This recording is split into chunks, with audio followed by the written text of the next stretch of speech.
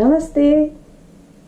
Voilà, donc après m'avoir demandé cette recette maintes et maintes fois, j'ai décidé aujourd'hui de vous montrer la recette du chai, du thé indien authentique.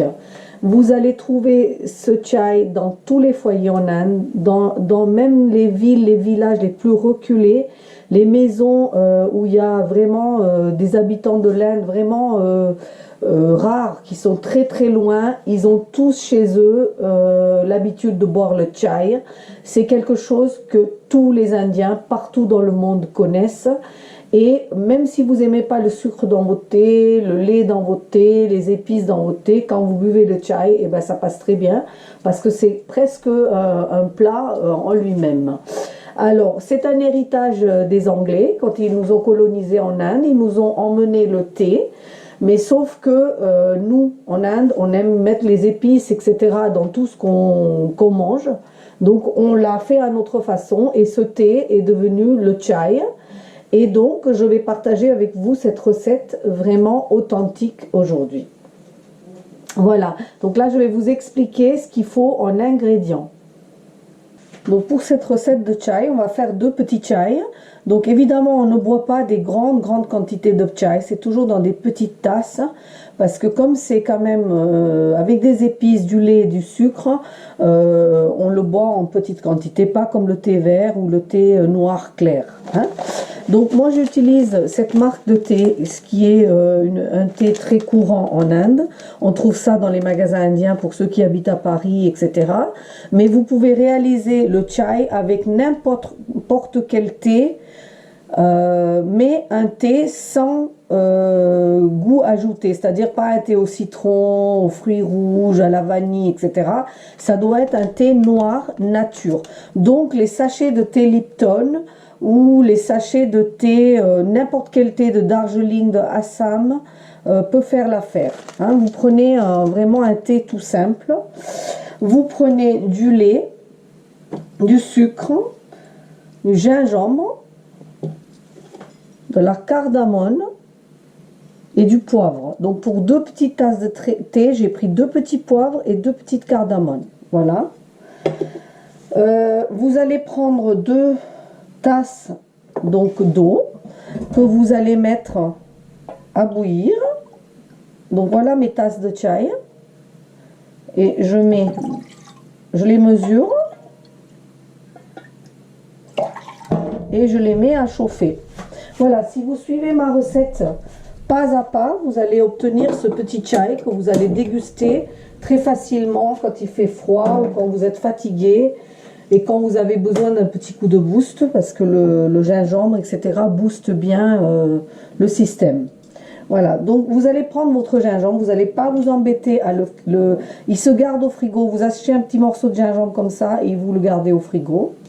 Donc là, vous prenez la petite râpe. Donc moi j'ai tout l'équipement pour le chai, mais vous prenez n'importe quelle râpe et vous râpez un petit peu de gingembre dans votre chai. Alors maintenant, si vous n'aimez pas le goût de gingembre, vous ne le mettez pas. Mais bon, pour faire le chai authentique, il faut du gingembre.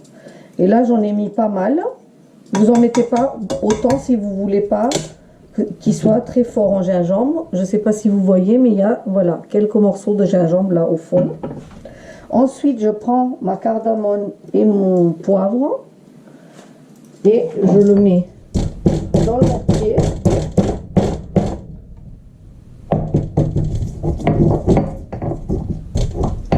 Je le broie. Donc ça, si vous buvez souvent du thé, vous pouvez le broyer, le garder dans un petit récipient, l'avoir déjà tout prêt. Donc ça, je le mets dans mon eau. Et là, je laisse venir à l'ébullition cette eau. Donc pour parler de l'histoire de thé pendant qu'on attend que notre eau bout, quand les Anglais nous ont colonisés et qui nous ont emmené donc l'habitude de boire du thé, ils ont trouvé que dans les montagnes, dans l'Assam, donc c'est la région de l'Inde où il y a des montagnes, et Darjeeling étaient des endroits idéaux pour faire pousser le thé. Et donc c'est des endroits, il fait très frais, assez humide. Et les Anglais donc échappaient à la chaleur donc des villes comme New Delhi, comme Calcutta, comme Bombay, pour aller dans ces endroits-là pendant les mois d'été. Et ils ont planté le thé là-bas. Et aujourd'hui, les plus grands thés se trouvent en Inde et qui viennent de ces endroits-là. Donc voilà, on a été colonisé, mais ça n'a pas été négatif complètement, puisqu'on a hérité de ça, on a hérité de beaucoup d'autres choses, notamment l'anglais, qu'on parle partout en Inde, et donc n'importe quel Indien peut aller dans n'importe quel coin du monde, il peut se faire comprendre parce qu'il parle l'anglais, parce que nous avons gardé donc l'anglais comme langue obligatoire dans les écoles en Inde, et tous les Indiens, au moins ceux qui vont à l'école, donc parlent l'anglais. J'ai failli tout mettre par terre. Bon, ma monoboue. Donc, quand les premières bulles apparaissent, je prends mon thé, je prends une cuillère à café, et si je fais 2 tasses de thé, ben, je mets 2 cuillères rases. Donc, vraiment rasées, hein, pas bondées. Regardez, rasées, de thé dans mon eau qui commence à frémir, mais qui ne bout pas encore. Voilà. Donc, les épices en premier, dès qu'on commence à chauffer l'eau. Dès qu'il y a un petit frémissement, on met les 2 cuillères de thé. Là, du coup, après, on met le sucre. Donc, le chai se boit très, très sucré. Mais moi, je vais essayer de le modérer. Hein. Je mets pas autant de sucre. Donc, pour 2 chai, je mets 2 demi-cuillères à café de sucre. Voilà. Donc là, j'ai mis mes épices, mon thé, donc mes feuilles de thé et mon sucre. Et là, par contre, je vais laisser cuire ce thé. Voilà, ça va mettre un petit moment. J'ai préparé ici mes 2 tasses.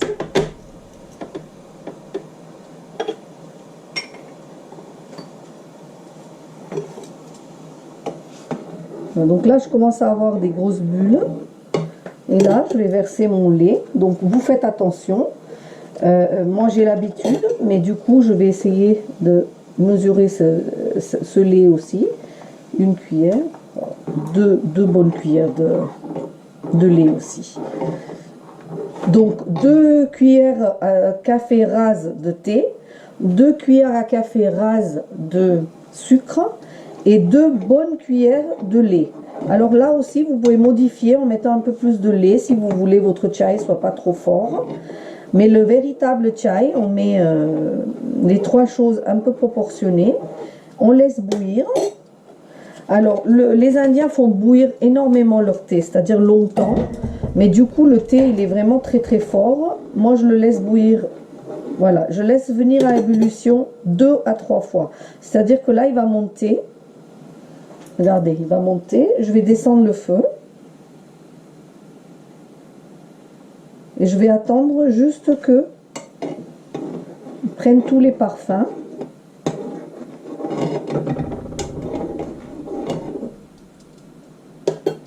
Et là, je vais couper. Et mon chai est prêt à la dégustation. Donc ici, je prends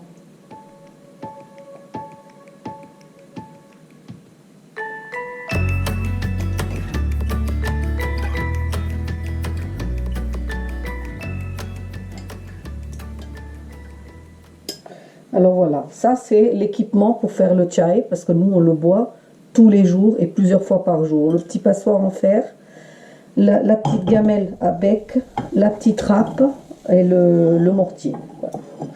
Donc, ici, mon chai est prêt à être dégusté. Donc voilà, hein, le chai prêt à la dégustation. Donc la prochaine recette que je vais tourner sera pour un petit snack pour accompagner le chai. Donc suivez bien ma prochaine vidéo qui sera un petit accompagnement qui peut être servi avec le chai, avec donc les apéros ou juste comme ça en pique-nique. Voilà, j'espère que vous allez faire du chai, vous allez déguster avec des amis ou tout simplement devant un bouquin ou devant un petit film et que vous allez comprendre pourquoi les Indiens aiment autant le chai et pourquoi ça les relaxe comme ça. Voilà. Donc j'espère que vous allez liker ma recette et que vous allez partager et vous abonner à ma chaîne si ce n'est pas déjà fait. Merci et à très très bientôt. Namasté.